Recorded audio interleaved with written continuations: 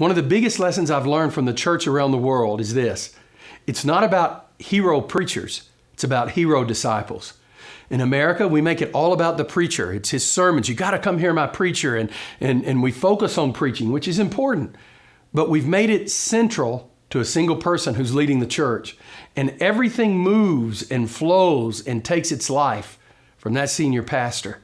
But if you look at the churches around the world that are exploding, yes, those men are great preachers. And yes, they're great leaders. But the heroes are not those preachers. The heroes are everyday disciples.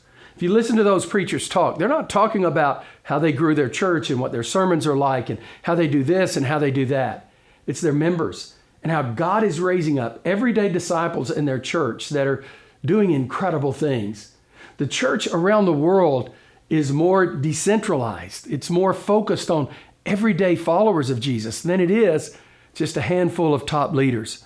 For that to happen, those pastors are humble. They're not arrogant. They're constant learners. They don't show up with their syllabus telling you, this is your secret, this is how to do it. Instead, they constantly ask questions. I have friends that are pastors from all over the world, and many of them, if you were to meet them on the street, you'd never know who they were. Some of them have actually been to conferences, and you would never know who they were. Their humility, their simplicity, they're not these management gurus and giants who understand marketing and systems and how to take business models and grow a church. Instead, they are men who are broken of God, and they know what it means to pray. They know what it means to spend time on their face before God, get a word from God, and then move forward in that direction. But not just for them to do it, but for the whole body of Christ to be raised up. They're unusual leaders. They're rare leaders like I've never seen before. And they're always asking me questions, and I feel inferior. I mean, look at these guys. They have churches of 20,000 and 50,000 and 100,000 movements of tens of thousands.